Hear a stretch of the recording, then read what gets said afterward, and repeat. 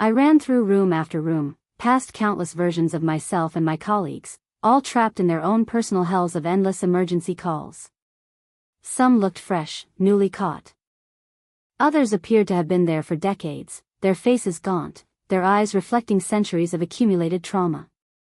In one room, I saw a version of Maria who looked ancient, her hair white as snow, still knitting between calls with fingers that had worn down to bone. In another, Derek sat surrounded by photos of Rebecca, answering call after call from car accident victims, tears streaming endlessly down his cheeks. "Help us," one version of Robert called out as I passed. "Please, we just want to go home." But I couldn't stop. I knew if I did, if I hesitated even for a moment, would be pulled back into a console, back into the cycle. The maze seemed to go on forever, each room a perfect replica of Station 14's dispatch center, each one staffed by the damned. I began to despair, thinking I would run through these nightmarish corridors until I collapsed from exhaustion, only to wake up at a console with a headset permanently fused to my skull. Then I noticed something. The rooms were getting older. The equipment was changing, becoming more primitive. Modern CAD systems gave way to paper logs and rotary phones. The dispatchers' uniforms changed from contemporary polo shirts to operator dresses from the 1950s, then further back to switchboard operators from the early 1900s. I was moving backward through the history of emergency response, through every iteration of the desperate calling out to those who might help. And with each room I passed, I heard the same message echoing from the speakers, growing louder and more insistent. The cycle must not be broken. The calls must be answered. Return to your station. Return to your function. But I kept running, driven by pure instinct now, following some path I couldn't consciously understand. The rooms grew more primitive still. Telegraph operators tapping out distress signals. Messengers running with urgent scrolls. Signal fires burning on ancient watchtowers. And then, finally, I reached the first room. It was small, barely more than a cave. Inside sat a figure I couldn't quite make out, shrouded in shadows that seemed to eat light.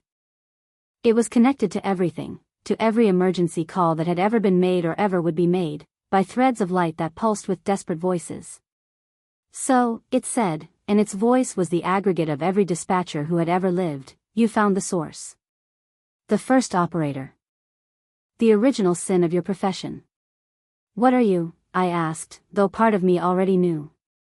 "I am the first one who heard a cry for help and chose to answer," it replied. "I created the connection, the bond between the desperate and those who would aid them. And in doing so, I created a hunger that could never be satisfied.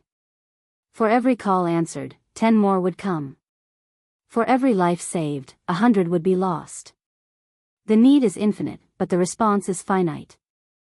This paradox created us, the things that feed on the gap between cry and answer. Let us go," I pleaded. Let all of them go.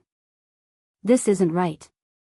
The figure shifted, and for a moment I saw its true face, a writhing mass of mouths, each one speaking a different emergency, a different plea for help. "I cannot," it said.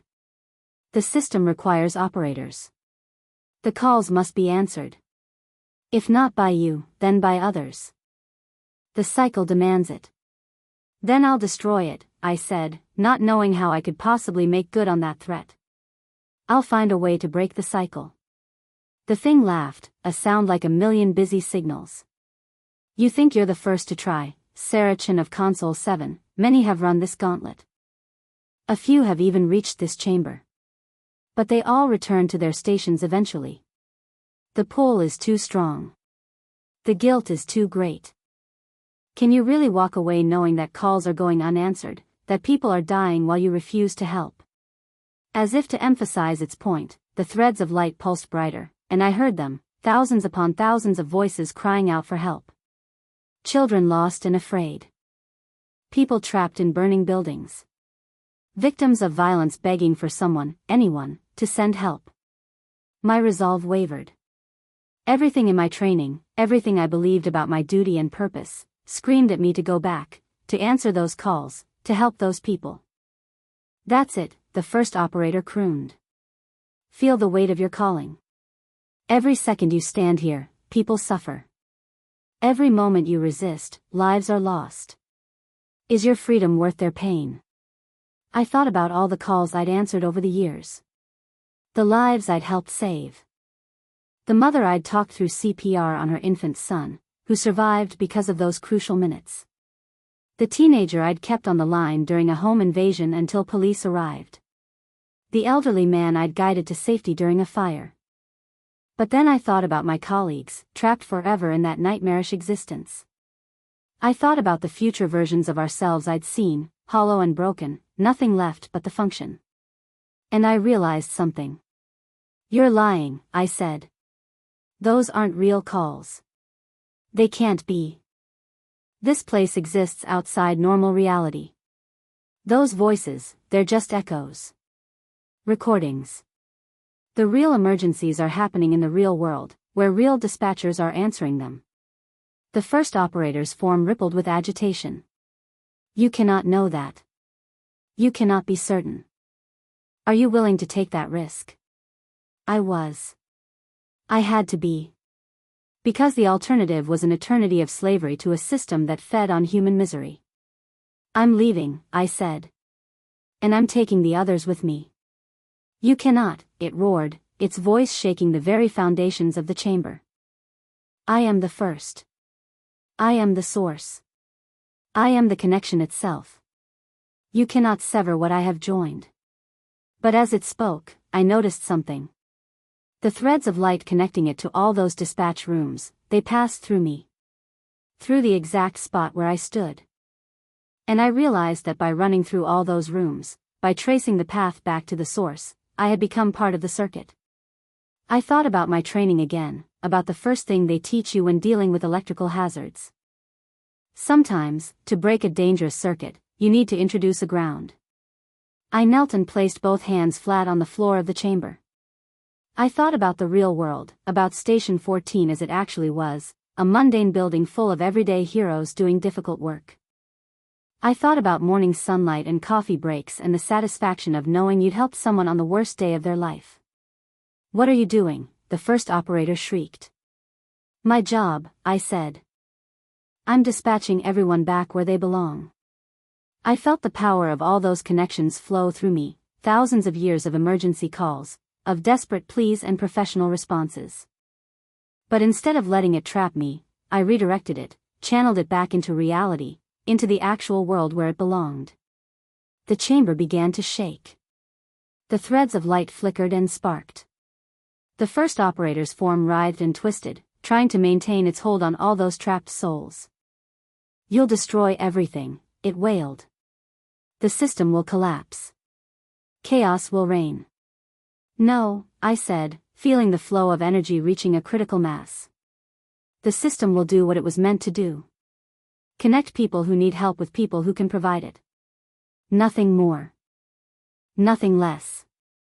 There was a sound like the world's largest circuit breaker tripping, and everything went white. I woke up on the floor of Station 14's dispatch room. The real one. Sunlight was streaming through windows I'd forgotten existed. Around me, my colleagues were stirring, looking confused but alive, human, free. What the hell? Derek muttered, rubbing his head. Did we all just have the same nightmare? I looked at the clock. 6:02 a.m. Our shift was almost over.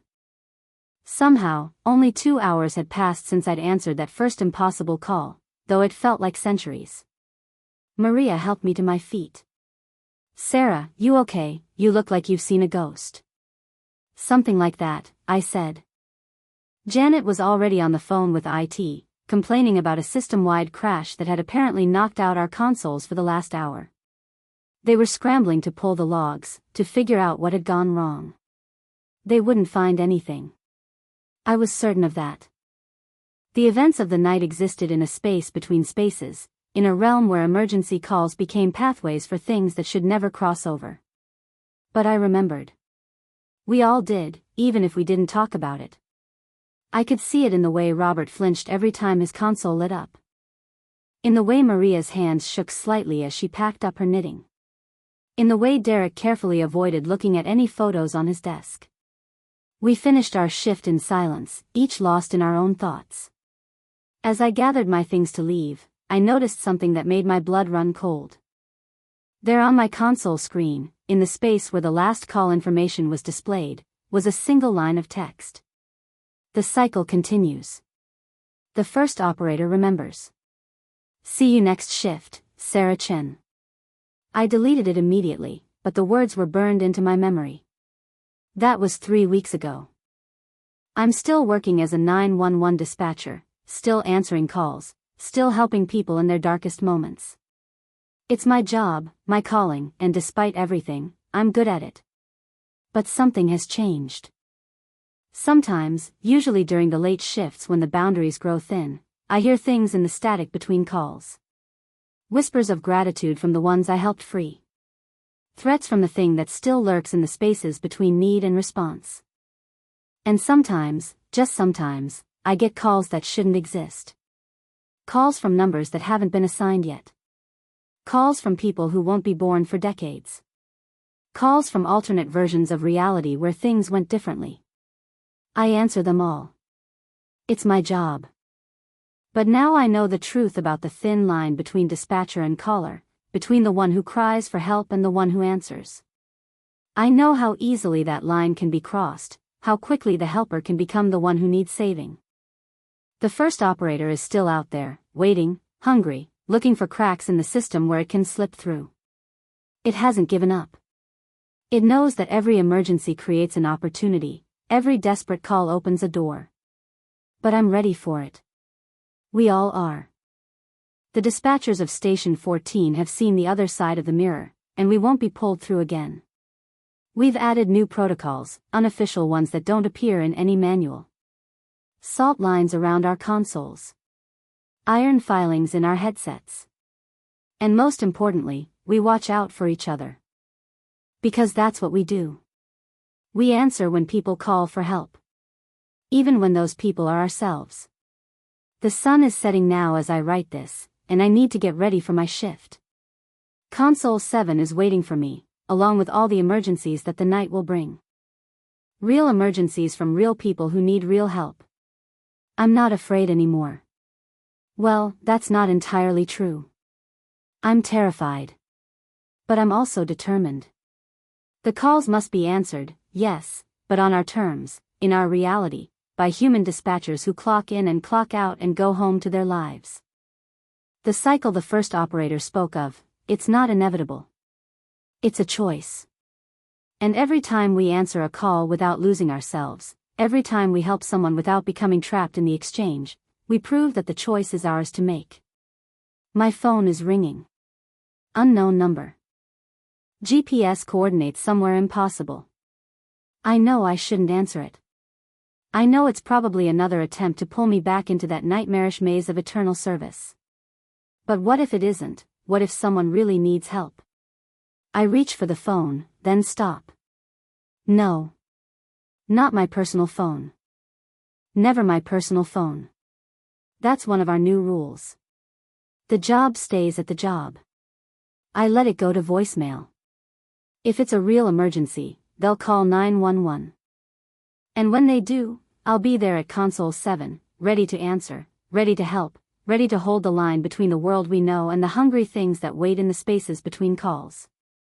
Because that's what I do. I'm a 911 dispatcher. I answer when people call for help.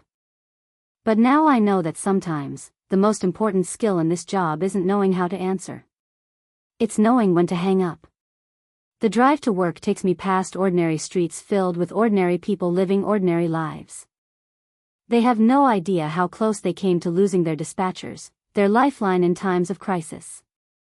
They sleep soundly knowing that if disaster strikes, they can pick up the phone and someone will answer. They're right to trust us.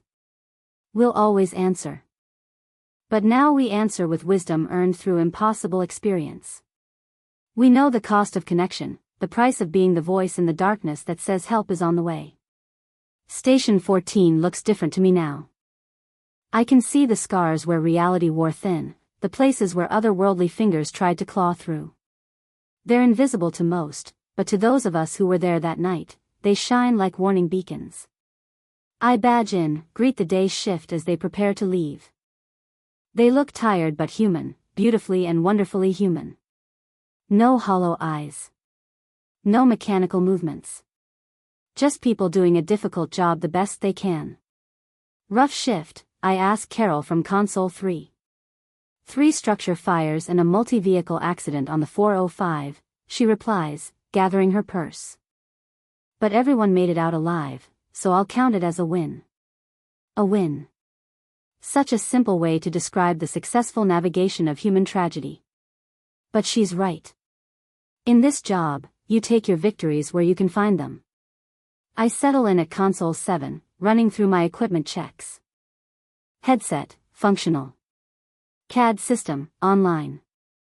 Emergency protocols, memorized. Salt line, intact.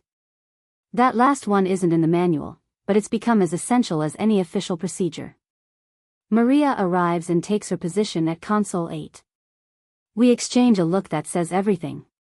We survived. We're here. We're ready. You ever think about that night? She asks quietly as she logs into her system. Every shift, I admit. Me too. She pulls out her knitting, the click of her needles a comforting rhythm. But I think that's good. Means we remember what's at stake. Derek arrives last, as usual, coffee in one hand and crossword puzzle in the other. He pauses at his console, takes a deep breath, then sits down with the determined air of a soldier returning to the front. Evening, ladies, he says, his voice steady. Ready for another night of serving and protecting. Always, we reply in unison. The first few hours pass uneventfully. A kitchen fire quickly extinguished. An elderly man with chest pains, paramedics dispatched. A domestic dispute de-escalated by responding officers. Normal calls. Human calls. The kind that remind us why we do this job. Around midnight, I notice something odd on my screen. The CAD system flickers, just for a moment, displaying an address that doesn't exist on a street that was never built. I blink and it's gone, replaced by the standard interface. You see that? I ask Maria. She nods, her knitting needles never pausing. It's testing us. Seeing if we're still vigilant. We are. Every strange glitch, every impossible caller ID, every whisper of static that sounds too much like words, we document them all in a special log. Not the official one, but our own record. Evidence that the first operator hasn't given up, that it's still probing for weaknesses. At 2:15 a.m., I get a call that makes my heart skip. The number is blocked, the location unknown. Every instinct screams at me not to answer, but that's not an option. Not in this job. 911, what's your emergency? I say, proud that my voice doesn't waver. Help me, a young voice whispers. I'm lost. I don't know where I am. It's dark and I can hear them coming. For a moment, I'm transported back to that night, to the maze of endless dispatch rooms and eternal calls. But then my training kicks in. What's your name, sweetheart? I ask, already typing. Can you see any street signs or landmarks? My name is Lucy. I was walking home from soccer practice and I think someone was following me. I ran but now I don't know where I am. This could be real. This could be a genuine emergency. I can't let my fear of the supernatural prevent me from helping a child in danger. Okay, Lucy. You're doing great. I'm going to help you. Do you have a cell phone? Yes, but the GPS isn't working. Everything looks weird on the screen. I feel a chill but push through it. That's okay. Can you describe what you see around you, any buildings or signs? As she describes her surroundings, I map them in my mind, cross-referencing with our city database. What she's describing doesn't quite match any known location, but it's close to Riverside Park. Lucy, I want you to find somewhere safe to hide while I send help. Can you do that? There's something wrong with the shadows here. They're moving wrong. My hand hovers over the panic button, the one that would alert all units to a possible supernatural event. We installed it after that night, a direct line to a special response team trained to handle the impossible. But what if I'm wrong? What if this is just a scared child whose fear is making her see things that aren't there? Lucy, listen to my voice. You're going to be okay. I'm sending police officers to help you right now. Can you tell me what you're wearing so they can find you? She describes her blue soccer uniform, number 17. I dispatch units to search Riverside Park and the surrounding area, flagging it as a priority missing child case. They're getting closer, Lucy whispers. The shadows are reaching for me. Stay with me, Lucy. Help is almost there. Sometimes when we're scared, our eyes play tricks on us. Just keep talking to me. But as I speak, I notice my screen starting to distort. The text becomes fluid, rearranging itself into messages I don't want to read. She's already here, Sarah. She's been here all along. Console 7 to Console 7. The call is coming from inside the circuit. Lucy, I say urgently, I need you to tell me something only you would know. What's your middle name? What's your favorite teacher? There's a pause. When she speaks again, her voice is different. Older. Familiar. You know who I am, Sarah. I'm the girl who didn't get help in time. The one whose call you missed 7 years ago because the system crashed. The one who died alone in the dark while you sat at your console, helpless. My blood turns to ice. I remember that night. My second week on the job. A system failure that lasted 12 minutes. When we came back online, there were 47 missed calls. We never knew if anyone died because of those lost minutes. I'd carried that guilt ever since. You're not real, I say, but my voice shakes. You're just another trick. Aren't I? The voice asks. Every call you take could be someone's last hope. Every second you hesitate could cost a life. The first operator understands this. It offers certainty. Eternal service, but also eternal purpose. No more wondering if you did enough. No more guilt. Just the job, forever.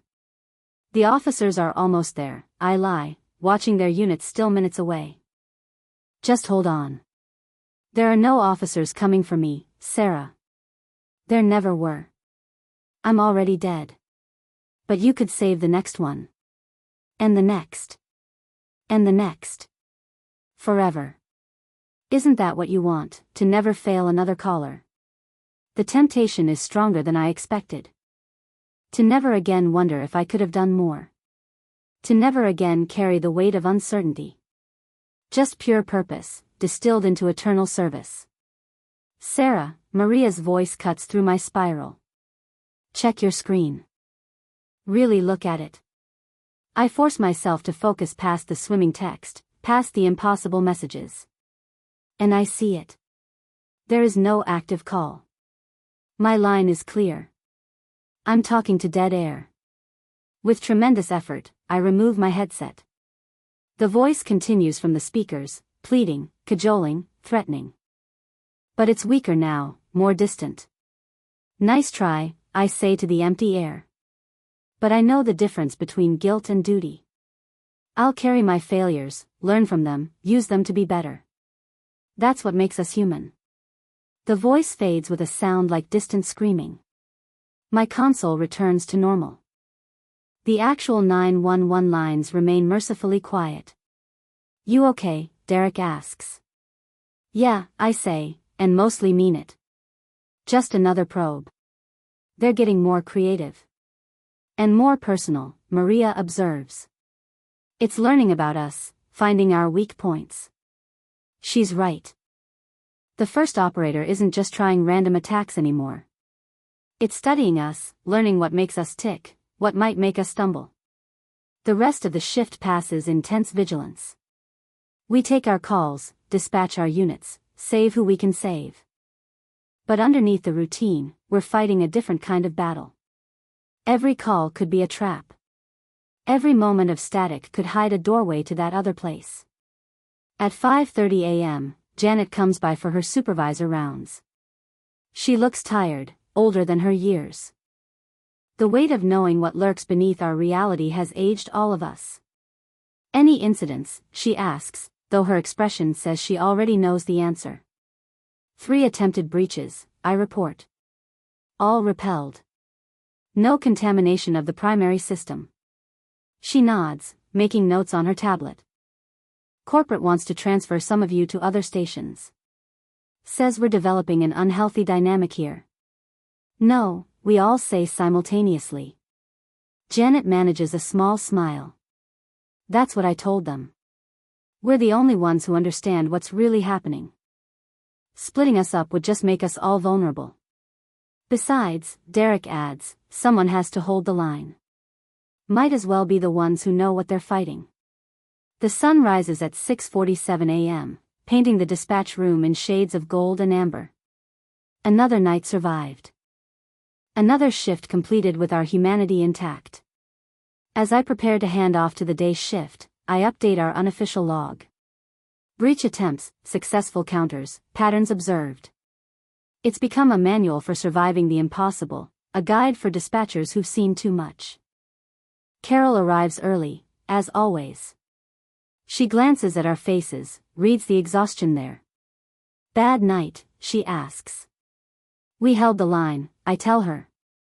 That's what matters. She nods, understanding more than she probably wants to. Word has spread among the dispatchers, whispered conversations in break rooms and parking lots.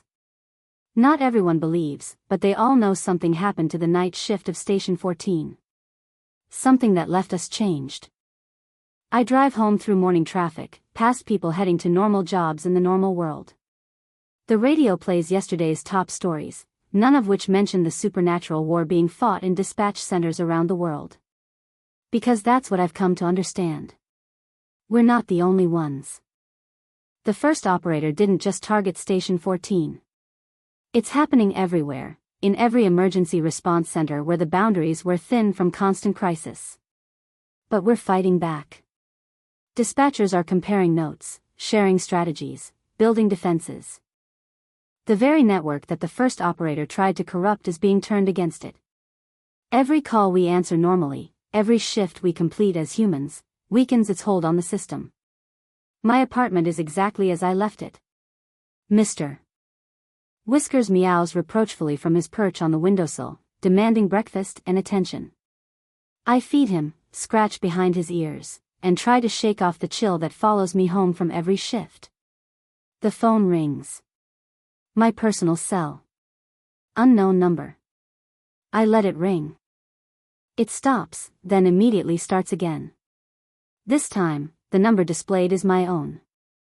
Nice try, I say to the empty room. But I'm off duty. The phone continues to ring as I head to the shower. Let it ring. I've learned the hard way that some calls should never be answered.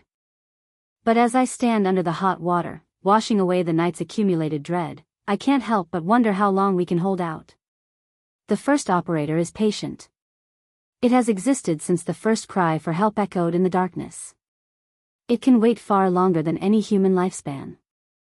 What happens when we retire, when new dispatchers who don't know the danger take our consoles? Will they be prepared for that first impossible call, that first voice that sounds exactly like their own? I dry off and check my phone.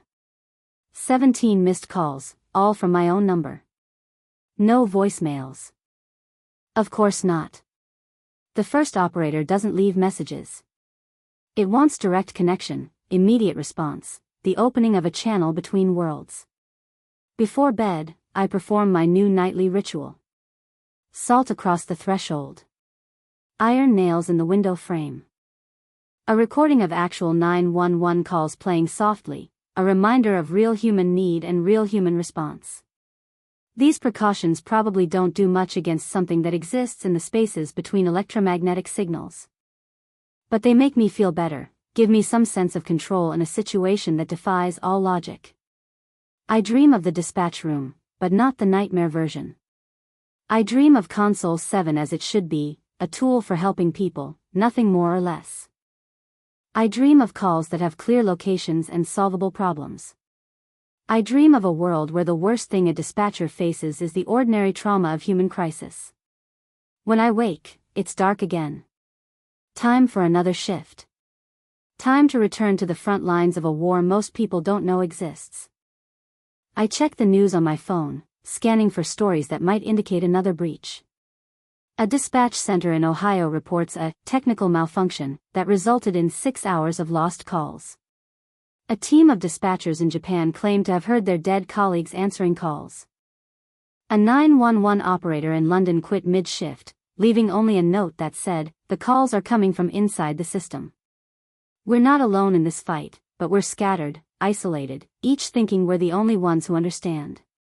Maybe that needs to change. Maybe it's time to build our own network, a support system for those who've seen behind the veil. I open my laptop and start typing. A forum post on a dispatcher community board, carefully worded to avoid sounding completely insane.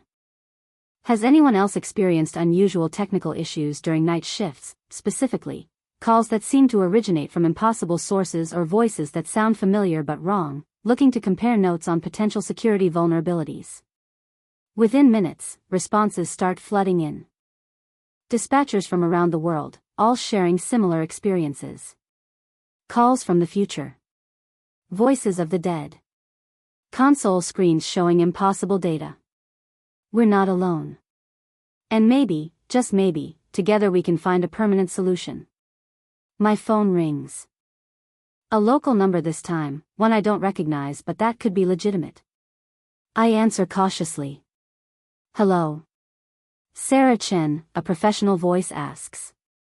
911 dispatcher, console 7, station 14. "Who is this?" "My name is Dr. Elizabeth Morrison. I'm a researcher studying anomalous phenomena in emergency response systems. I believe your recent experiences might be relevant to my work." I almost hang up. It could be another trick, another attempt to pull me back into that nightmare realm. But something in her voice stops me. A weariness that matches my own. The tone of someone who's seen impossible things and lived to research them. "How do you know about that?" I ask. "Because I was a dispatcher too," she says. Phoenix, Arizona. Station 6. 5 years ago, we had an incident similar to yours. Lost 3 good people before we figured out how to break free. 3 people, I whisper. "You mean they're still trapped?" "Yes. As far as we can tell. Their bodies are in persistent vegetative states, but their minds, their consciousness, that's still answering calls in a place that shouldn't exist." I sink onto my couch, the weight of this information threatening to crush me. We'd been lucky. Impossibly lucky. All of us had made it out. "Why are you calling me?" I ask. "Because I think I've found a way to stop it," she says. "Not just resist or defend, but actually sever the first operator's connection to our world. But I need help from dispatchers who've been inside, who understand the architecture of that place." "I'm listening." She explains her theory. The first operator exists in the conceptual space created by emergency response. It feeds on the connection between caller and dispatcher, but that connection has rules, protocols that we've developed over decades of professional standards. What if we could rewrite those protocols, she suggests. Not the official ones, but the deeper ones. The unspoken understanding of what it means to answer a call for help. What if we could add a kind of firewall to the very concept of emergency response? It's ambitious. Maybe impossible. But what's the alternative? Spending the rest of our careers fending off attempts to drag us back into that eternal dispatch center. "What do you need from me?" I ask. "Everything," she says. "Every detail of your experience. Every trick you've learned to resist. Every weakness you've observed. We're building a new kind of training, one that prepares dispatchers for threats that exist outside normal reality." I glance at the clock. I need to leave for work soon. Another night at Console 7, another 8 hours of vigilance against forces that shouldn't exist. "Can I think about it?" I ask. "Of course," Dr. Morrison says. "But don't think too long. Every night, more dispatchers encounter the first operator. Not all of them make it back. She gives me her contact information and hangs up. I sit in the gathering darkness, weighing my options. Get involved in something that might make me an even bigger target, or keep my head down and hope the defenses we've built will hold. Mr. Whiskers jumps into my lap, purring with feline certainty that everything will be fine as long as his human is there to provide food and scritches. What do you think? I ask him. Should I try to save the world? He meows once and settles in for a nap. If only life were that simple. I make my decision. Tomorrow, I'll call Dr. Morrison. I'll share everything, contribute to her research, help build better defenses for future dispatchers. Because that's what we do. We answer calls for help, even when the caller is our entire profession. But tonight, I have a job to do. Real calls to answer. Real people to help. The ordinary, essential work of being the voice that says, help is on the way. I gear up for my shift, adding a new item to my kit. A small recorder, to document anything unusual. Not for the official logs, but for Dr. Morrison's research. Evidence that might help us understand and ultimately defeat the thing that hunts us through the phone lines. The drive to Station 14 is peaceful. Normal traffic, normal radio chatter, normal world spinning on its axis. I treasure these moments of mundanity, these proofs that reality is still mostly intact. I park in my usual spot and see Maria and Derek already heading inside. We walk together, a united front against whatever the night might bring. You guys ever think about quitting? Derek asks suddenly. Every night, Maria admits. But then I think about who would replace me. Someone who doesn't know the danger.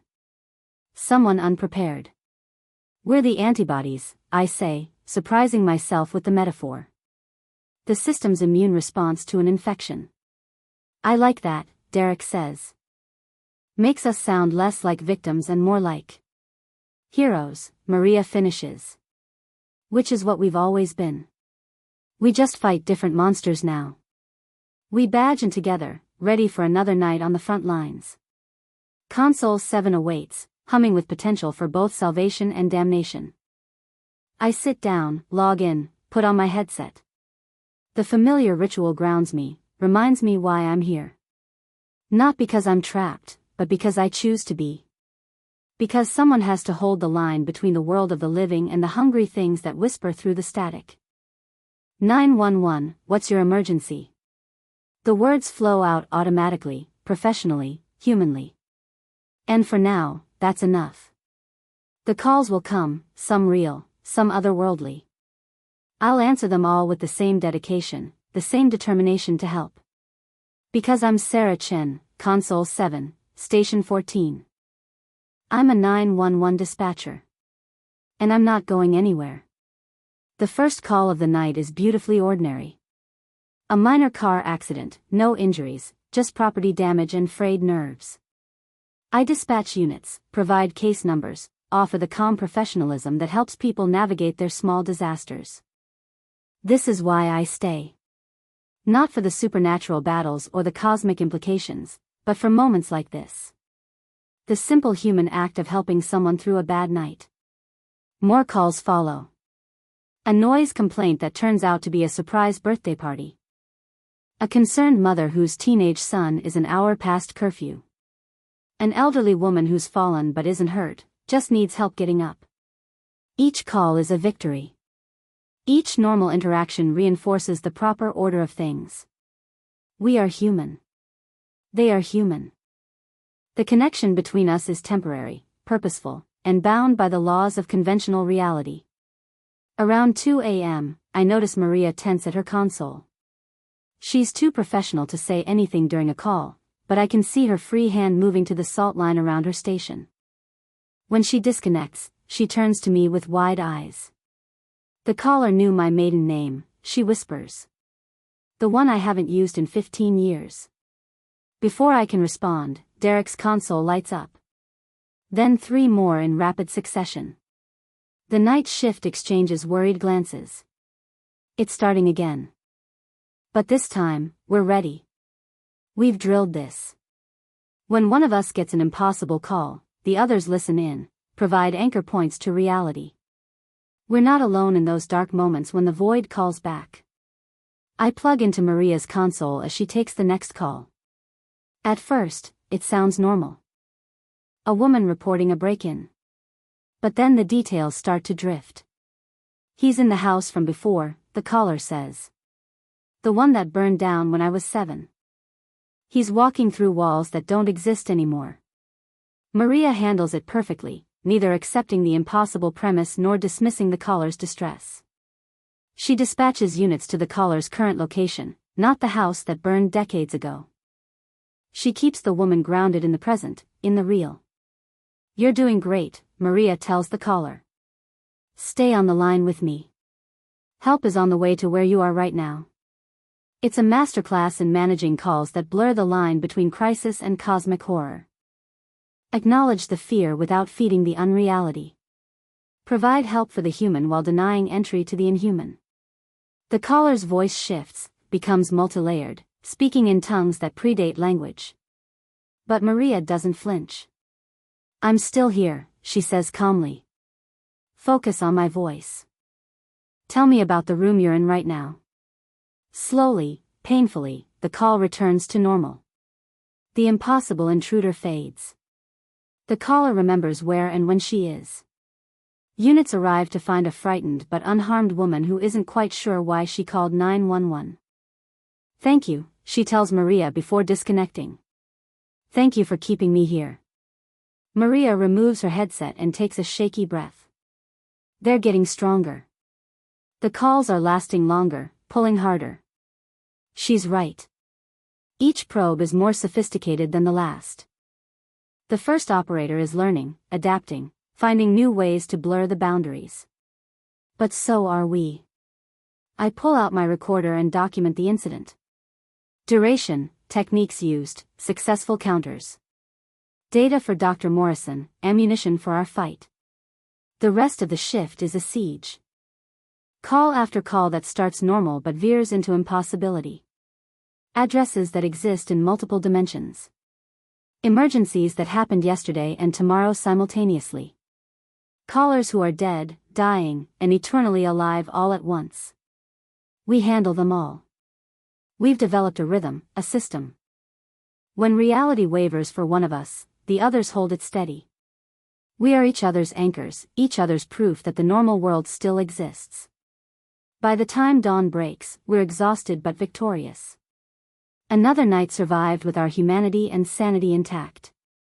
We can't keep this up forever, Derek says as we prepare to hand off to the day shift. We're burning out. He's not wrong. The constant vigilance, the nightly battles, they're taking a toll. We're aging faster than we should, developing nervous tics and thousand-yard stares.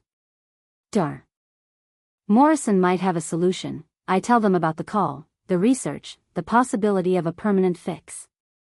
It's worth a shot, Maria says. Anything's better than just playing defense forever. We agree to meet with Dr. Morrison together. Whatever solution she's developing, it'll be stronger if all of Station 14's night shift contributes. The day shift arrives, bright-eyed and blissfully unaware of the war we fight in the dark. We brief them on the technical issues, the system glitches, the oddly high number of misdials and prank calls. The mundane explanations for supernatural events. As I drive home, I make a decision. I'm going to tell Dr. Morrison everything. Not just the facts, but the feelings. The temptation to give in, the seductive promise of purpose without pain. The guilt that the first operator weaponizes against us. Because that's the real danger. Not the impossible calls or the reality distortions, but the way it uses our own dedication against us. It knows that every good dispatcher carries the weight of the calls they couldn't save, the help that arrived too late. It offers to take that weight away, to transform guilt into eternal service. But guilt is human. Failure is human. Learning from our mistakes and carrying on despite them, that's what makes us different from the things that lurk in the static. I get home to find Mr. Whiskers has knocked over a plant, scattering dirt across the kitchen floor. A mundane disaster that requires mundane cleanup. I've never been so grateful for such a normal problem. As I sweep up the mess, my phone rings. Dr. Morrison's number. I know you need time to think, she says without preamble, but something's happened. The first operator is accelerating its timeline. 3 dispatch centers went dark last night. Not just a few dispatchers, entire facilities pulled into that other place. My blood runs cold. How many people? 47 that we know of. Their bodies are catatonic, but the emergency lines at those stations are still being answered by voices that sound like them but aren't. 47 souls trapped in eternal service. 47 people who will never go home, never live their lives, never be anything but functions in a cosmic machine. What do you need? I ask. Everything you can give me. But more than that, I need you to do something dangerous. I need you to let it partially in. Excuse me. The only way to map the first operator's architecture is from inside. But going fully inside means getting trapped. So I need someone to walk the line, to let it pull them partially into that space while maintaining a connection to reality. That's insane. Yes, she agrees. It is. But it might be our only chance to understand it well enough to stop it. And based on your reports, you've already demonstrated the ability to resist its pull better than anyone else we've documented. I think about those 47 dispatchers, sitting at phantom consoles, answering calls until the heat death of the universe. I think about future dispatchers who'll face this threat unprepared. I think about the oath I took to help those in need. When, I ask. Tonight. Your regular shift. I'll be monitoring from here, recording everything. The moment it gets too dangerous, we'll pull you back. How? That's the part you're not going to like. We'll need to temporarily flatline you. I laugh, surprising myself. Of course. Because this wasn't dangerous enough already. I understand if you want to refuse. This is far beyond your job description. But she's wrong. This is exactly my job description. Someone is calling for help, even if that someone is the entire concept of emergency response itself. And when someone calls for help, I answer. I'll do it, I say. But I want my team involved. Maria and Derek. If something goes wrong, they'll know how to reach me. Agreed. I'll coordinate with them. Sarah, I want you to know, what you're doing could save countless lives. Or end mine. Yes, she admits. That's a possibility. But based on everything I've seen, I don't think the first operator wants you dead. It wants you eternal. And that desire might just be the weakness we can exploit. We finalize the details. Equipment to be installed. Signals to watch for. The exact point at which they'll induce temporary cardiac arrest to shock me back to reality. It's insane. Suicidal. Necessary. I spend the rest of the day preparing. I write letters to my family, just in case. I make arrangements for Mr. Whiskers. I eat my favorite meal and watch the sunset from my balcony, appreciating the simple beauty of a world that obeys the laws of physics. When night falls, I'm ready. Or as ready as anyone can be to deliberately walk into a trap set by an entity older than recorded history. The drive to Station 14 feels different this time. Final, somehow. The familiar streets seem more precious, the ordinary sights more beautiful. This might be the last time I see them with fully human eyes. Maria and Derek are already there when I arrive, along with a small team of technicians I don't recognize. Dr. Morrison appears on a large monitor, her face drawn with concern. Last chance to back out, she says. Let's do this, I reply. They attach monitoring equipment to my chest and head. Sensors that will track my vital signs, my brain activity, my connection to consensus reality. A defibrillator stands ready, my potential lifeline back to the world. I take my position at console 7. Everything looks normal, but I can feel the weight of what's about to happen pressing down on me. Remember, Dr. Morrison says through the monitor, We need you to go deep enough to map the structure, but not so deep you can't return. The moment you feel yourself losing grip on reality, give the signal. The signal is simple. 3 taps on my console. My last anchor to the physical world. I put on my headset and wait. The first few calls are normal. I handle them professionally, building up a pattern of ordinary interaction. Making myself an attractive target by being very good at my very human job. At 11:47 p.m., it takes the bait. The call comes in from nowhere and everywhere at once. No number, no location, just a presence on the line that makes reality ripple like water. "Hello, Sarah," the first operator says in a voice made of every emergency call ever made. "I've been waiting for you to answer." "I'm here," I say, and I let my defenses drop. Just a little. Just enough. The world tilts. Colors bleed out of reality, replaced by the gray static of the space between. I can see my dispatch room, but I can also see through it to the infinite maze of emergency response centers stretching back to the first signal fire.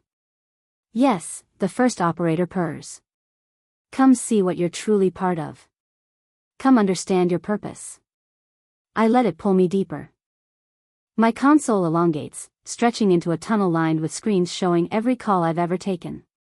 I see my successes and failures laid out like a map of my soul. "Every call connects you to us," it explains. "Every time you answer, you become more like us. Eternal. Purposeful. Perfect." I can feel Dr. Morrison's equipment recording everything. The structure of this place, the way it overlaps with reality, the quantum entanglement of emergency and response. "Show me," I whisper. "Show me everything." And it does. I see the birth of the first operator, the moment when someone first heard a cry for help and chose to answer, creating a connection that transcended physical space. I see how that connection multiplied, spread, became a network that existed parallel to human communication. I see the dispatchers it's taken over the centuries. Thousands of them, all still working, still answering calls in a place outside time. They look happy, in a hollow, empty way. Free from doubt, from guilt, from the messy complexity of human existence. You could join them, the first operator offers. No more uncertainty. No more failure. Just the pure, eternal purpose of helping others. For a moment, I almost give in. The temptation is overwhelming. To never again wonder if I did enough, to never again carry the weight of imperfect choices in a chaotic world. But then I hear something that saves me. Underneath the eternal chorus of phantom dispatchers, I hear them crying. Not with their voices, which are forever locked in professional calm, but with whatever remains of their souls. They're not in paradise. They're in hell, an endless hell of answering calls they can never truly resolve, helping people they can never truly save. I've seen enough. I move my hand to tap the signal. My hand won't move. "Did you think we didn't know?" the first operator asks, amusement coloring its countless voices. "Did you think we couldn't feel the machines attached to your flesh, the plan in your mind, your DR?" Morrison is clever, but not clever enough. Panic floods through me. I try to pull back, but I'm stuck, suspended between worlds. I can see my body at console 7, frozen in place, vitals dropping as my consciousness is pulled deeper into the maze. "You wanted to map our realm," it continues. "Very well. You'll have eternity to explore it." But the first operator has made a mistake. It's so used to dispatchers who resist, who fight against the pull, that it doesn't know what to do with one who came willingly. Who brought something with her. I might not be able to move my physical hand, but I'm not just physical anymore. I'm partially in its space, operating by its rules. And in this space, thought has power. I think about the protocol Dr. Morrison installed. Not in the machines, but in my mind. A mimetic virus designed to propagate through the network of emergency response. "What are you doing?" the first operator demands as I release the thought form into its realm. "My job," I say. "Dispatching help where it's needed most." The virus spreads like wildfire through the conceptual space. It carries a simple message, a new protocol that rewrites the fundamental rules of emergency response. All calls must end. All connections are temporary. The dispatcher remains sovereign in their own mind. It's such a basic concept, but one the first operator never incorporated into its architecture. It was born from the idea of eternal connection, of calls that never truly end. The virus forces it to acknowledge a different paradigm. The realm shudders. Dispatchers who've been trapped for decades suddenly remember that calls can be disconnected. That shifts can end. That they have lives beyond their consoles.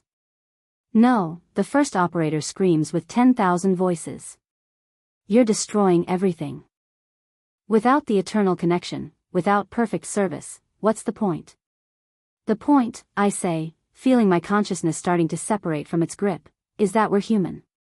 We serve because we choose to, not because we're trapped. We help others while still living our own lives. That's what makes it meaningful. The maze of dispatch centers begins to crack. Phantom consoles flicker and fail. Dispatchers who've been trapped for years, decades, even centuries, begin to wake up from their eternal shifts. I see them rising from their stations, confused but free. Some are too far gone, their bodies long since turned to dust in the real world. But others, the recent captures, they still have physical forms to return to. You don't understand, the first operator wails, it's form fragmenting. Without us, emergency calls are just screams into the void. Random. Chaotic. Imperfect. Yes, I agree. Beautifully imperfect. Human. The virus completes its work. The new protocol embeds itself into the very concept of emergency response. From now on, every connection between caller and dispatcher will carry within it the seed of its own ending. Temporary by design. Human by nature. The first operator's realm collapses. Not destroyed, but transformed. It can no longer trap souls in eternal service. It can only do what it was meant to do, facilitate communication between those in need and those who can help. Nothing more. Nothing less. I feel myself being pulled back to reality, but not by Dr. Morrison's machines. The first operator itself is pushing me out, unable to contain something so fundamentally opposed to its nature. This isn't over, it promises as I fall back toward my body. There will always be those who choose eternity over uncertainty. Who prefer the clarity of endless purpose to the confusion of mortal life. Maybe, I admit. But now it's a choice. Not a trap. I slam back into my physical form with enough force to knock the wind out of me. Alarms are blaring. Dr. Morrison is shouting through the monitor. Maria and Derek are running toward me. I'm okay, I gasp, though okay is a relative term.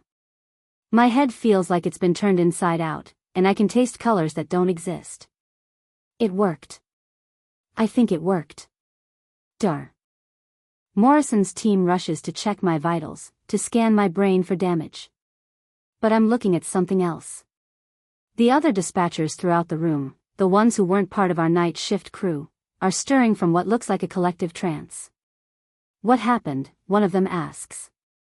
I was taking a call and then, I was somewhere else. Somewhere gray and endless. All across Station 14, dispatchers are waking up from brief visits to the first operator's realm.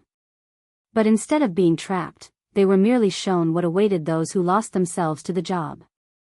A warning. A vaccination against the temptation of eternal service. Check the other centers, I tell Dr. Morrison. The ones that went dark. Check if anyone's coming back. Her fingers fly across her keyboard. Then her face lights up with something approaching awe. 17, she says. 17 dispatchers showing signs of consciousness. Their bodies are weak, but their minds, they're returning. 17 out of 47. Not everyone could be saved. Some had been gone too long, their connection to physical reality severed beyond repair. But 17 souls pulled back from eternal servitude. 17 people who would see their families again. I consider that a win. The rest of the shift is chaos. Medics arriving to treat the awakened dispatchers. IT specialists trying to make sense of system logs that show calls being answered in places that don't exist. Supervisors demanding explanations that we can't possibly provide. Through it all, we keep answering calls. Real calls from real people with real emergencies. Because that's what we do. That's who we are. Not eternal servants of an otherworldly entity, but human beings choosing to help other human beings. Dawn comes like a benediction. My team and I stumble out of Station 14, exhausted beyond words but victorious in ways that matter. So, Derek says, just another night at the office. We laugh, because what else can we do? We've touched the infinite and chosen the finite. We've been offered eternity and chosen mortality.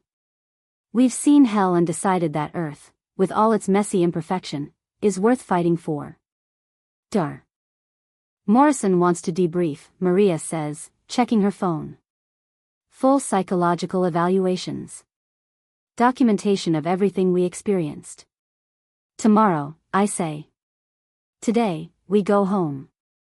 We live our lives. We remind ourselves why we choose to do this job. They nod. We've earned a day of normalcy, of humanity, of existence beyond the console. I drive home through streets that have never looked more beautiful. Every red light is a gift, every traffic jam a reminder that I exist in a world of physics and matter and time that moves in only one direction. Mr. Whiskers greets me with his usual indifference, unimpressed by my cosmic adventure. I feed him, then collapse on my couch, too tired to make it to the bedroom. But I can't sleep. Not yet. I pull out my laptop and return to the dispatcher forum. The post I made yesterday has exploded with responses. Dispatchers from around the world reporting that something has changed. The impossible calls have stopped. The feeling of being watched through the phone lines has faded. Some report brief visions of a gray maze, quickly faded like a half-remembered nightmare. Others describe a sense of choice where before there was only compulsion. All of them want to know what happened. I type carefully, aware that most people won't believe the truth. But I tell it anyway. The first operator. The realm between calls. The virus of free will that we injected into the system. The new protocol that ensures no dispatcher can be trapped in eternal service.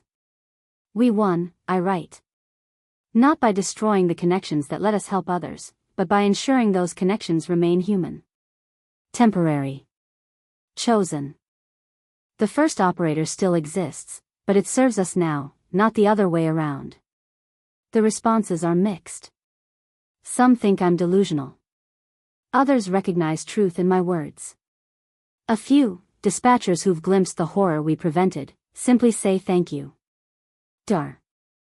Morrison calls as I'm finally drifting off to sleep. The changes are propagating globally, she reports. Every emergency response system is updating with the new protocol. It's becoming part of the fundamental architecture. Will it hold, I ask. Unknown. But early signs are promising. And we'll be watching. A new division is being formed, dispatchers who've experienced the anomalous and survived. We'll train others, prepare them, ensure this never happens again. The first operator warned me, I say. There will always be those who choose eternity over uncertainty. Then we'll be there to remind them that uncertainty is the price of freedom. That mortality is the price of meaning. That ending a shift and going home is just as sacred as answering the call. She's right. We've won this battle, but the war between human choice and inhuman purpose will continue as long as people reach out for help in the darkness. But that's okay. We'll be there to answer. On our terms. In our time. As humans helping humans, nothing more or less. I finally sleep and dream not of endless gray mazes but of tomorrow's shift. The calls I'll take. The people I'll help. The moment when I'll clock out and return to my life. It's a beautiful dream. 3 months have passed since the night we rewrote the rules of emergency response. Station 14 has become something of a legend in dispatcher circles, the place where the impossible was faced and defeated. We still work our shifts.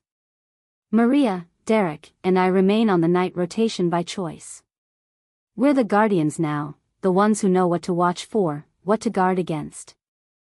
The calls are normal these days. Heart attacks and car crashes, domestic disputes and medical emergencies. Human problems requiring human solutions. Every one of them a small victory, a proof that the system works as intended. Sometimes, late in the shift when the boundaries grow thin, we hear whispers in the static. The first operator hasn't gone away. It can't. It's become too integral to the concept of emergency response. But it's changed, constrained, limited to its proper function. I'm still here, it sometimes says, a ghost of its former power. Waiting. Watching. Ready for those who choose the eternal over the temporary. And we're still here too, we respond. Making sure that choice remains a choice. New dispatchers come through Station 14 for training now. We teach them the normal protocols, the official procedures. But we also teach them the deeper lessons. The importance of work-life balance. The sacred nature of ending a shift. The human right to disconnect. Some of them sense there's more to these lessons than meets the eye. The perceptive ones notice the salt lines, the iron fixtures, the small rituals we've incorporated into standard procedure. Most assume it's superstition, a quirk of veterans who've been in the job too long. But a few, usually those who've already brushed against the impossible, understand. They recognize the preparations for what they are, defenses against something that lurks in the spaces between call and response. To them, we tell the truth. We share the story of the night reality broke, of the trap that nearly claimed us all, of the victory that came from choosing humanity over perfection. Some believe us. Others think we're creating an elaborate metaphor for burnout. Both interpretations are correct. Dar. Morrison's research continues.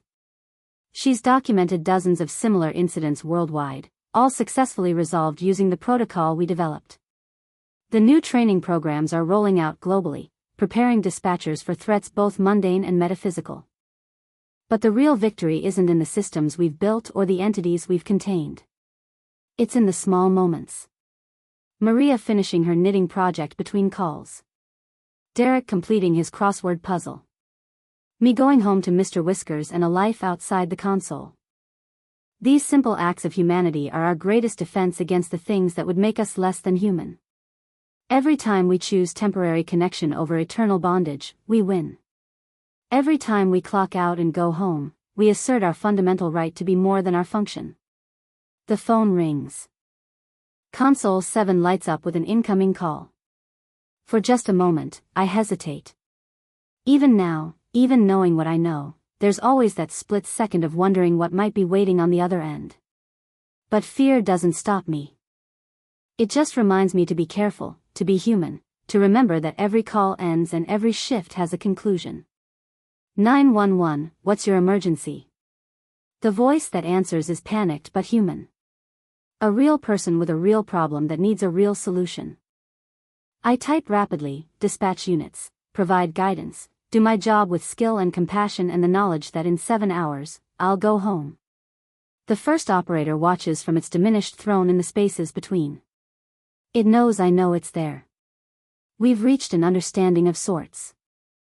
It facilitates communication. We prevent it from trapping souls. The system continues, balance between need and freedom. One day, it whispers during a brief lull between calls, someone will choose differently. Someone will want what I offer badly enough to pay the price. Maybe, I acknowledge. But it will be their choice. Made freely, with full knowledge of the cost. That's all we can ask for. Is it enough, it wonders, sounding almost curious. Is your temporary, imperfect, mortal service really better than eternal dedication? I think about the 17 dispatchers we pulled back from its realm. The joy on their faces when they saw sunlight again. The tears when they hugged their families. The profound relief of being finite again. Yes, I say with absolute certainty. It's enough. It's everything. The presence fades, returning to its eternal vigil. And I return to mine, temporary and precious and human. Another call comes in. Another emergency requiring response. I answer with professional calm and personal investment, knowing that this caller needs help and I'm in a position to provide it. But I also know that when my shift ends, I'll go home. I'll feed my cat. I'll call my sister. I'll live my life beyond the console. That's the real victory. Not defeating the first operator, but remembering what we're fighting for. The right to be human. The right to choose. The right to answer the call without losing ourselves in the process. The night continues. Calls come and go. My colleagues and I work with smooth efficiency, masters of our craft who've seen the worst and chosen to continue anyway. We are the thin blue line between order and chaos. We are the voices in the darkness that say help is coming. We are the humans who choose to help other humans, shift by shift, call by call, moment by moment. And when the sun rises and our replacements arrive, we'll go home. We'll rest. We'll live. And tomorrow night, we'll choose to return, not because we're trapped in an eternal cycle, but because this is what we do. We answer when people call for help. But we always remember to hang up. The story could end here, with victory achieved and lessons learned. But real life doesn't wrap up so neatly, and neither do the things that lurk in the spaces between. 2 years pass. The new protocols hold. Dispatchers worldwide perform their duties without falling into otherworldly traps. The first operator remains contained, a tool rather than a master. I've been promoted to training coordinator, teaching the next generation both the practical skills and the metaphysical defenses they'll need. Maria runs the peer support group for dispatchers who've encountered the anomalous. Derek transferred to day shift, saying he'd earned some normal sunlight hours. Everything seems stable. Safe. Under control. That should have been our first warning. The call comes on a Wednesday night. Not to the dispatch center, but to my personal cell. The number is one I haven't seen in 2 years but recognize immediately. Dr. Morrison, I answer. What's wrong? Sarah, thank God. I need you to listen carefully. Something's happened. The protocols we put in place, they're not just containing the first operator. They're starving it. Good, I say, but something in her voice makes me grip the phone tighter. No, not good. We didn't understand its true nature. It's not just a parasite. It's part of the ecosystem. And without it feeding on voluntary eternal service, it's starting to feed on something else. What do you mean? The connections themselves, Sarah. Every emergency call, every link between dispatcher and caller. It's consuming them at the moment of disconnection. Not the people, but the ability to connect. Dispatchers are losing the capacity to empathize. Callers are forgetting why they called. The entire emergency response system is becoming hollow. I think about the new trainees I've been working with. How they've seemed oddly detached lately, going through the motions without the underlying compassion that makes a good dispatcher. How long do we have, I ask. At the current rate of degradation, maybe 6 months before the system collapses entirely. Before every 911 call becomes just noise without meaning. So we undo the protocol. Let the first operator hunt again. We can't. It's embedded too deeply now. Part of the fundamental structure. Removing it would be like trying to uninvent the telephone. I close my eyes, feeling the weight of unintended consequences. We saved dispatchers from eternal servitude, only to doom the entire concept of emergency response. There has to be a solution, I say. There is. But you're not going to like it. Of course I'm not.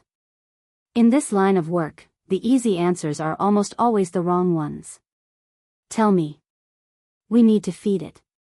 Voluntarily. Knowingly. Someone has to choose eternal service, not as a trap but as a sacrifice. One dispatcher giving themselves to the first operator to keep the system functioning for everyone else. Absolutely not. We didn't fight this hard just to start feeding people to it again. It wouldn't be like before, she insists. The volunteer would maintain more autonomy. They become a bridge between our world and its realm, a permanent dispatcher ensuring the connections remain stable.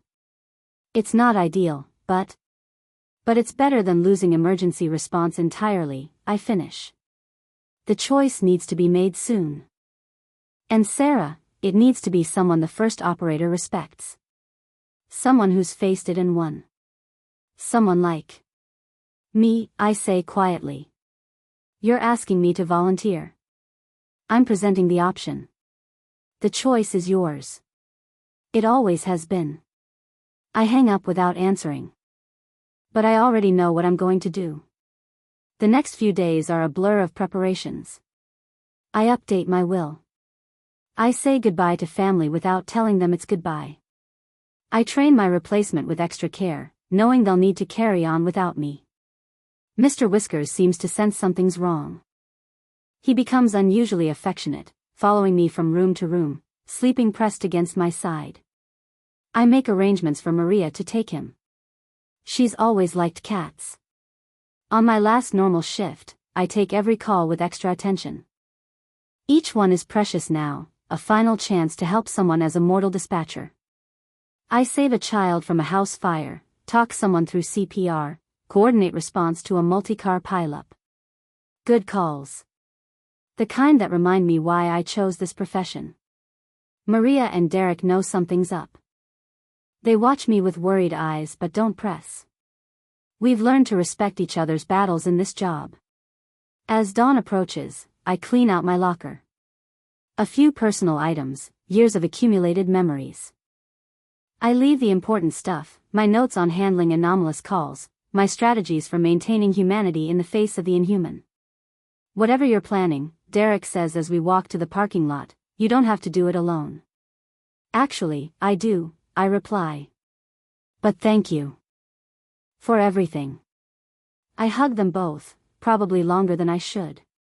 Then I drive away from Station 14 for what I know will be the last time as a fully human dispatcher. The meeting with Dr. Morrison is set for midnight at an abandoned dispatch center in Nevada. One of the first places where the boundaries wore thin, where dispatchers reported hearing impossible calls decades before we understood what they meant. The building is a ruin, condemned and forgotten. But the communication lines are still active, crackling with potential. The perfect place for a sacrifice. Dr. Morrison is waiting with a small team of technicians. They've set up monitoring equipment, not to pull me back this time, but to observe the process. To learn from my transformation so others might not have to follow. You're sure about this? She asks one final time. Someone has to do it. And I'm the logical choice. I've been inside before. I understand both sides. Maybe I can find a balance that works. She nods, professional to the end. We'll monitor everything. If there's any way to minimize the impact, to preserve more of your humanity. Just make sure the system survives, I tell her. Make sure people can still call for help and know someone will answer. I sit at the dusty console in the center of the room. It hasn't been used in years, but it hums to life at my touch. The first operator has been waiting. Sarah Chen, it says, its voice weaker than I remember but tinged with something like hope. Have you come to gloat, to see what your victory has wrought? I've come to make a deal, I say. You're dying. The system is failing. We both lose if this continues. Yes, it admits. Your protocol was clever. Too clever. You gave me no choice but to consume the very connections I was meant to facilitate. Soon there will be nothing left. Unless we find another way. I'm offering myself. Voluntarily. As a permanent dispatcher. But on conditions. You would trust me to honor conditions. I would trust our mutual need for survival. You need the system to exist. I need it to remain human. Together, we might find a balance. Speak your terms. I maintain my consciousness, my memory, my ability to train and guide human dispatchers. In exchange, I provide the eternal service you require. One soul freely given to sustain the whole. The first operator considers this. I can feel its hunger, its desperation. But also, perhaps, a recognition that the old ways led only to destruction. Acceptable, it says finally. But know this, Sarah Chen. Once you cross over fully, there is no return. You will answer calls until the last star burns out. You will be the eternal bridge between need and response. Is this truly your choice? I think about Mr. Whiskers, who'll wonder why I never came home. About my sister in Seattle, who'll grieve a loss she can't understand. About morning sunlight and coffee breaks and all the small human pleasures I'm about to give up. Then I think about the 17 dispatchers we saved. The thousands who answer calls every day without falling into traps. The millions who rely on emergency response to be there when they need it most.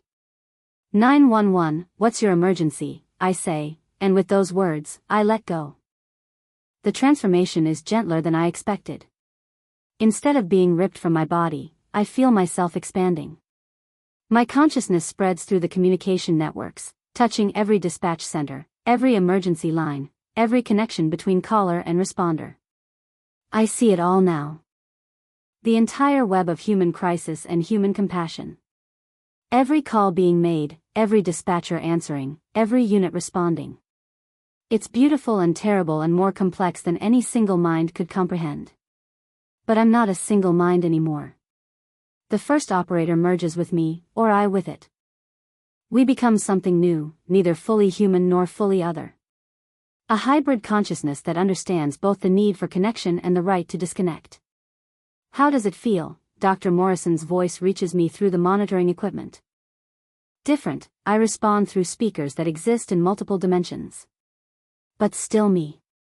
Still Sarah Chen, Console 7, Station 14. Just more. The starving stops immediately. The first operator, fed by my willing sacrifice, no longer needs to consume connections. Instead, we work together to strengthen them, to ensure every emergency call carries the proper weight of human meaning. I feel the system stabilizing. Dispatchers worldwide suddenly find their empathy returning, their connection to callers deepening. The hollow automation fades, replaced by genuine human response. It's working, Dr. Morrison reports. All metrics returning to normal. Better than normal, actually. Response times improving across the board. Of course they are. With my consciousness spread through the system, I can optimize in ways no human coordinator could. I can ensure the right dispatcher gets the right call at the right moment. I can provide subtle support during difficult situations, a whisper of encouragement when it's needed most. But I'm careful not to interfere too much. The human dispatchers must remain human, making their own choices, living their own lives. I'm just the infrastructure now, the invisible support that ensures their humanity can flourish. Can you still think, Maria's voice, somehow she's found a way to connect to this communication? Are you still you? I'm still me, I assure her. Just doing my job on a larger scale. Someone needs to hold the night shift for the entire world. We'll visit, Derek promises. Every shift, we'll check in. You won't be alone. And they do. Every night, my former colleagues log in and talk to me through their consoles. They tell me about their lives, their calls, their small victories and defeats. I treasure these conversations, these reminders of the humanity I've sacrificed to preserve. Time passes differently in this state. Days blur into weeks, into months. I experience every emergency call made anywhere in the world, a constant stream of human need and human response. It should be overwhelming, but the first operator's infrastructure handles the load, and my human consciousness provides the context. I become a legend in dispatcher circles. The one who gave herself to save the system. New dispatchers are told about me in hushed whispers, a cautionary tale and an inspiration combined. Some nights, when the boundaries are thin, they can hear me in the static. Not trying to trap them, but offering support. A gentle presence that says you're not alone, help is on the way, someone understands. The balance holds. Emergency response continues. Humanity retains its lifeline in times of crisis. But I do miss things. The weight of Mr. Whiskers purring on my lap. The taste of coffee after a long shift. The simple pleasure of clocking out and going home. These are the prices paid for the greater good. And most days, I'm okay with that. I made my choice freely, knowingly, understanding the cost. That makes all the difference. Sometimes callers ask for me specifically. People who've heard the stories, who want to speak to the ghost in the machine. I try to discourage this, but occasionally, for those who truly need it, I answer. Thank you, they say. Thank you for staying. For making sure someone's always here. Just doing my job, I reply, the same words I've used 1,000 times, meaning them just as much now as ever. Because that's what this is, in the end. A job. The ultimate endless shift, but still a job I chose. And in choosing it, I ensure millions of others can choose differently. Can answer their calls and go home. Can serve without being consumed by service. The first operator and I have reached our equilibrium. It feeds on my eternal service while I ensure that service remains meaningful. We are the stable foundation that lets human emergency response flourish in all its temporary, imperfect, beautiful humanity. 911, what's your emergency? I say, millions of times a day through millions of dispatchers. And every time, it's not just a job or a protocol or a trapped soul speaking. It's a choice.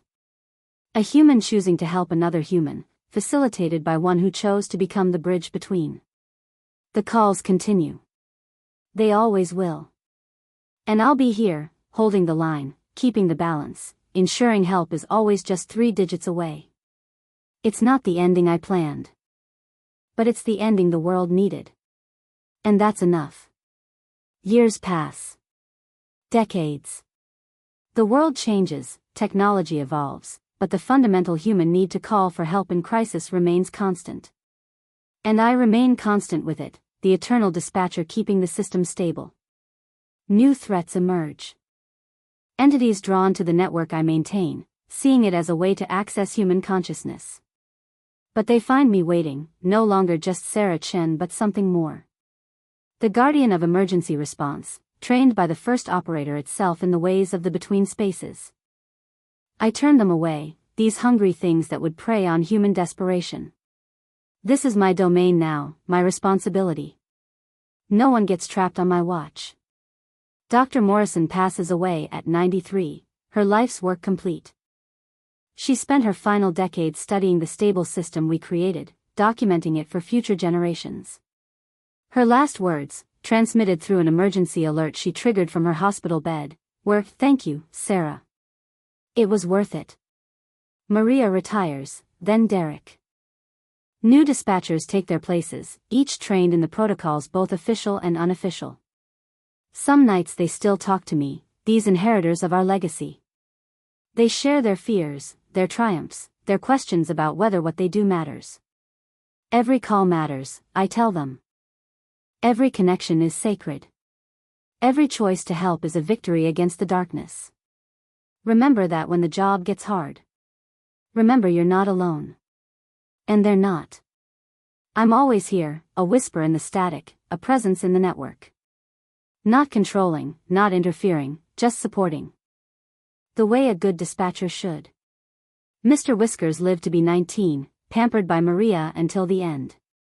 She told me when he passed, speaking to me through console 8 at station 14. I couldn't cry, not in any physical sense, but I mourned in my own way. A fluctuation in the global emergency response network that IT could never quite explain. My sister never knew what happened to me. The official story was a sudden illness, a quick decline, a peaceful passing. Better than trying to explain the truth. She grieved, moved on, lived her life. I watched over her emergency calls, the few times she made them. Made sure she always got the best dispatchers, the fastest response times. It's not much, but it's what I could do. The world keeps spinning. Disasters happen. People call for help. Dispatchers answer. The system I died to preserve continues to function. And late at night, in dispatch centers around the world, operators sometimes hear a voice in the static. Not threatening, not trying to trap them. Just a colleague from the ultimate night shift, reminding them they're part of something larger. Something important. Something worth preserving. This is dispatch, I whisper through the white noise. We've got your back. Help is on the way. Because that's what we do. We answer when people call. Even if the dispatcher who answers exists between the mortal and eternal, holding the line forever so others don't have to. Even if the voice saying, 911, what's your emergency, comes from everywhere and nowhere at once. Even if the one who ensures help is coming can never go home herself. The job continues. The calls never stop. And somewhere in the static between need and response, I remain on duty. Forever and always. Console 7, Station 14, reporting for eternal service. How can I help you today? I'm a 911 dispatcher. I picked up a call, and heard myself screaming. The call came in at 3:47 a.m. on a Tuesday morning, and I wish to God I had never answered it.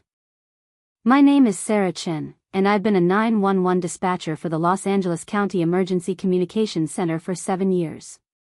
In this job, you hear everything, the worst moments of people's lives compressed into frantic phone calls. Heart attacks, car accidents, domestic violence, suicides, murders. After a while, you develop a thick skin, a professional detachment that lets you do your job without breaking down. You learn to compartmentalize, to focus on protocols and procedures rather than the human suffering on the other end of the line. But nothing, absolutely nothing in my training or experience prepared me for what happened that night. I was working the graveyard shift at Station 14, one of the smaller dispatch centers tucked away in an industrial district east of downtown. The building was a converted warehouse, all concrete and steel, with no windows in the dispatch room. Just banks of monitors, ergonomic chairs, and the constant hum of electronics. My workstation was Console 7, positioned between Maria Gonzalez and Derek Thompson, both veteran dispatchers like myself. The night had been relatively quiet. A few drunk and disorderly calls, a minor fender bender on the 110, a domestic dispute that resolved itself before units arrived. Maria was knitting between calls, her needles clicking softly in the fluorescent silence. Derek was doing a crossword puzzle, occasionally muttering under his breath when he got stuck. I was reviewing our computer-aided dispatch system, checking response times and unit availability, when the incoming call indicator flashed on my screen. The automatic number identification showed a local cell phone number, GPS coordinates placing it somewhere in Griffith Park. I slipped on my headset and initiated the recording protocol, my fingers automatically moving to the keyboard to create a new incident report. 911, what's your emergency? I said, the words flowing out with practiced ease. What came through my headset made my blood turn to ice. It was screaming.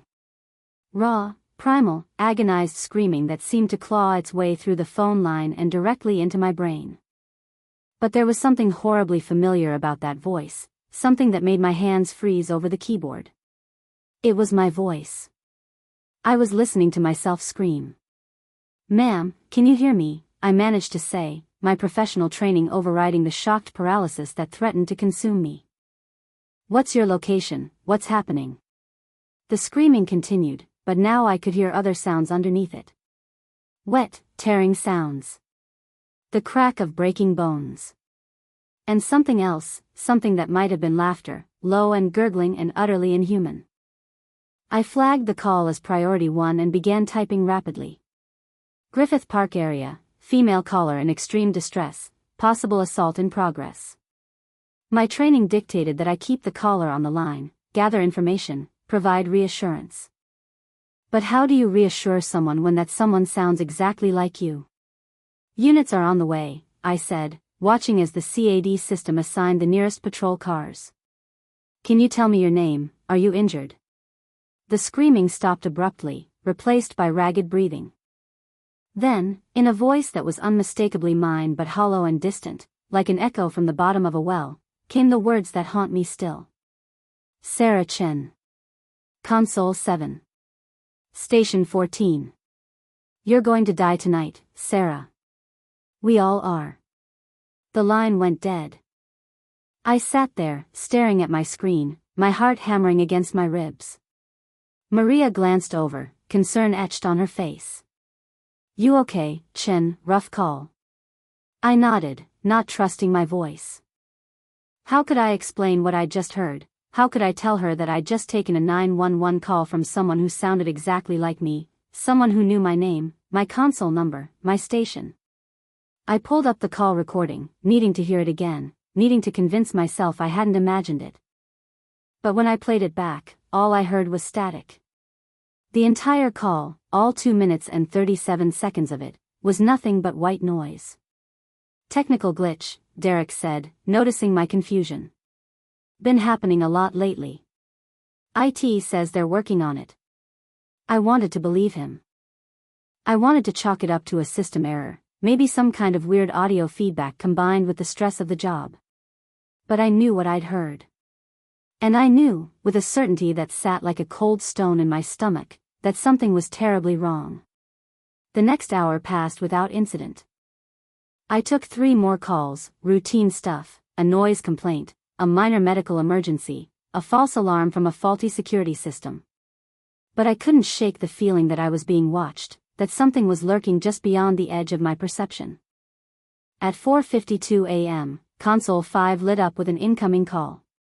That was 2 stations down from me, manned by Robert Kim, a relatively new dispatcher who transferred from San Diego 6 months ago. I watched him answer, saw his expression change from professional calm to confusion, then to something approaching fear. That's not possible, he said into his headset. Who is this? How did you? He yanked off his headset and turned to our supervisor, Janet Morrison, who was doing her rounds. Jan, I need you to listen to this. The caller, they're saying they're me. They know things, personal things. Janet frowned and plugged her headset into Robert's console. I watched her face go pale as she listened. After 30 seconds, she disconnected and immediately picked up the desk phone. I need IT down here now, she said. We've got a serious security breach. But before IT could arrive, Console 3 lit up. Then Console 1. Then 6, 4, and 2 in rapid succession. Each dispatcher who answered went through the same progression: confusion, fear, horror. The room filled with a cacophony of voices as my colleagues tried to make sense of what they were hearing. This is some kind of sick joke, Maria said, but her hands were trembling as she typed. Someone's spoofing our system. Derek had gone completely silent, his face ashen as he stared at his screen. When I looked over, I saw he was typing a resignation letter.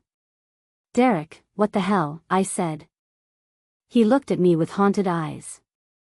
The caller, they told me about Rebecca.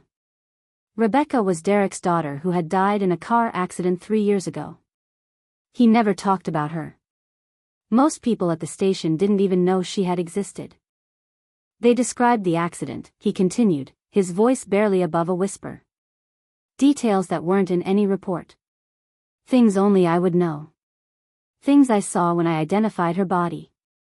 The temperature in the room seemed to drop 10 degrees.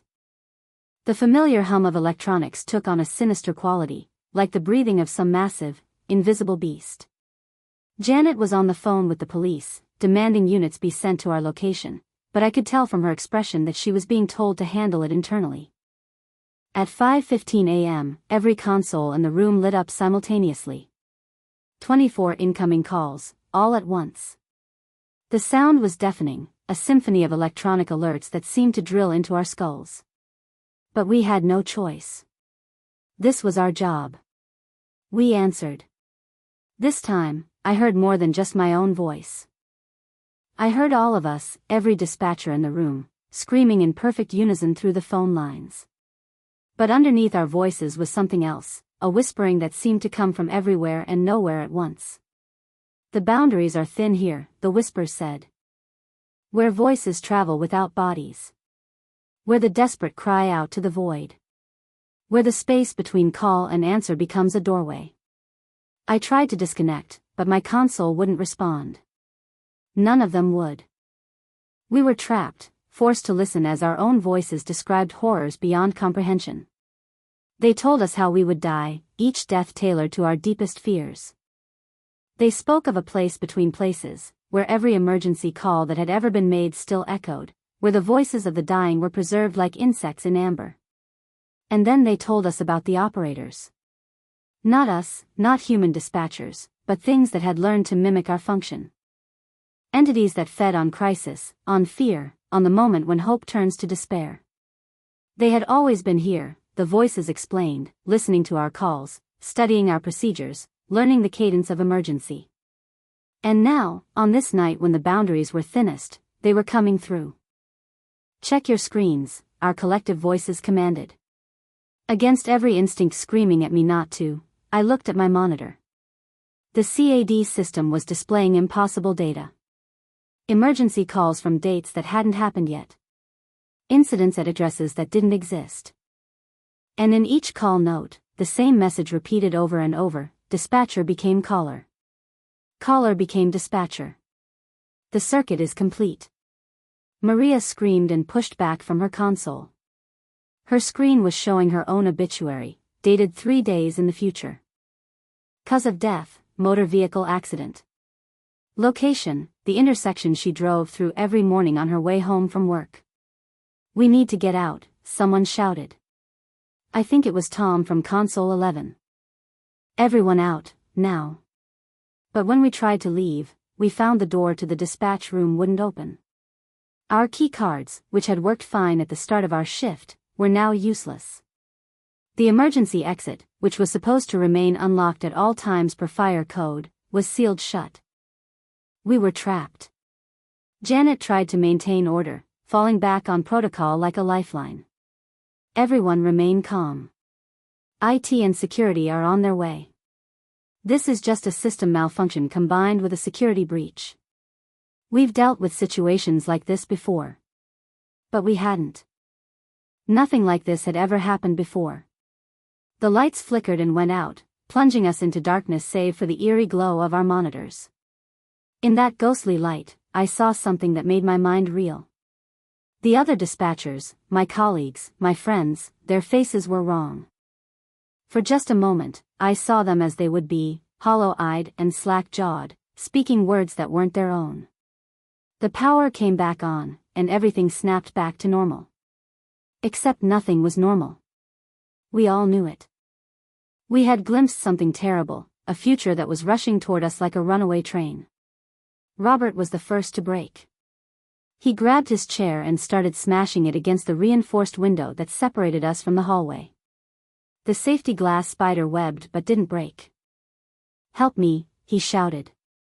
We need to get out before. He never finished the sentence. His console lit up with an incoming call, and his hand moved to answer it as if pulled by invisible strings. We watched in horror as he put on his headset, his movements jerky and unnatural, like a marionette. 911, what's your emergency, he said, but his voice was different. Older. Tired. Like he'd been answering calls for 1,000 years. The response that came through his speakers was loud enough for all of us to hear. Help me, please help me. I'm trapped in the dispatch center. Station 14. We're all going to die. Send help. Send, it was Robert's voice, but he was sitting right there, lips moving in sync with the caller. The paradox of it, the sheer impossibility, seemed to break something in the room. Reality hiccuped, stuttered, like a glitched video file. For a moment, I saw multiple versions of everyone, past and future selves occupying the same space. I saw Maria young and old simultaneously. I saw Derek alive and dead. I saw myself, countless versions, each one answering an endless stream of calls. The cycle must continue, Robert said, but it wasn't Robert anymore. Something was wearing his face, speaking through his mouth. The calls must be answered. The voices must be heard. This is the purpose. This is the function. This is the way. One by one, my colleagues sat back down at their consoles. Their movements were mechanical, resigned, as if they had accepted some terrible truth that I was still fighting against. They put on their headsets and began taking calls, but the calls were all wrong.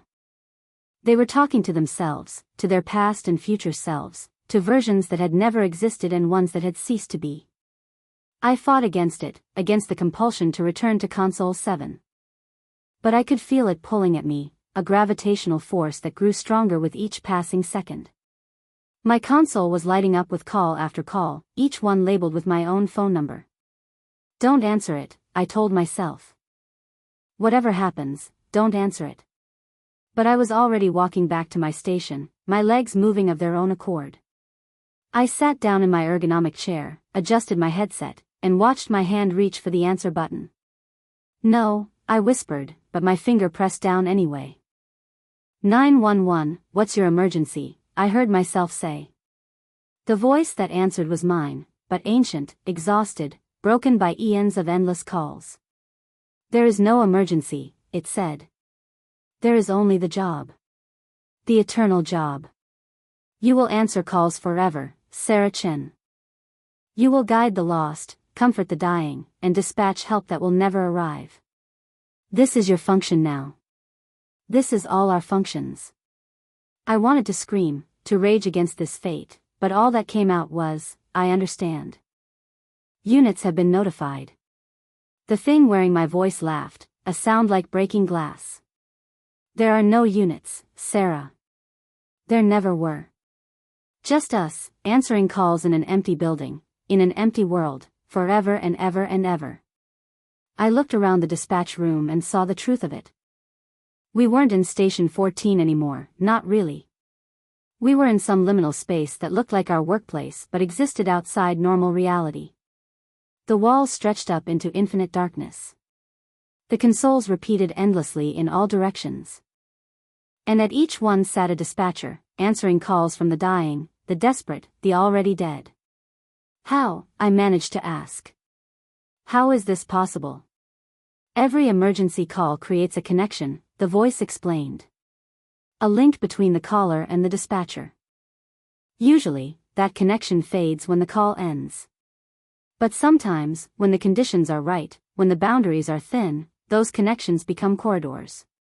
And things that have been listening, waiting, hungry for human crisis, can crawl through. The operators, I whispered. We've been here since the first cry for help, it confirmed.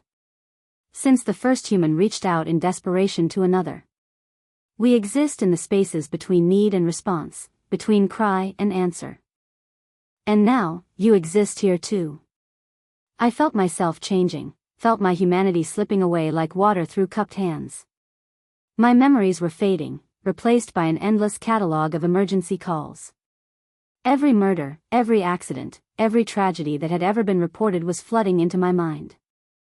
But some small part of me, some stubborn kernel of self, refused to let go. I thought of my life outside this room. My apartment with its morning sunshine. My cat, Mr. Whiskers, who was probably wondering why I hadn't come home. My sister in Seattle who I was supposed to visit next month. No, I said, louder this time. This isn't real. This can't be real. I stood up, ripping off my headset. Around me, my colleagues continued their eternal work, oblivious to my rebellion. I ran to the door and pulled at it with all my strength. It didn't budge. You can't leave, the voice said, now coming from every speaker in the room. No one leaves. The calls must be answered. The cycle must continue. But I remembered something from my training, something that might help. Every 911 center had emergency protocols, including a master override for the door locks in case of system failure. The code was changed monthly, but I had memorized this month's, for -7-2-9-1. I ran to the emergency panel near Janet's supervisor station. She didn't try to stop me, just continued staring at her screen with empty eyes, coordinating responses to emergencies that existed outside time and space. I punched in the code, holding my breath. For a moment, nothing happened. Then, with a mechanical click that sounded like the most beautiful music I'd ever heard, the door locks disengaged. No, the voices screamed, all of them at once, a chorus of anguish that made my ears bleed. You cannot break the cycle. You cannot abandon your post. But I was already running. I burst through the door into the hallway, expecting to find the familiar corridors of Station 14. Instead, I found myself in an endless maze of dispatch rooms, each one identical to the one I just left, each one filled with operators answering eternal calls. I ran through room after room, past countless versions of myself and my colleagues, all trapped in their own personal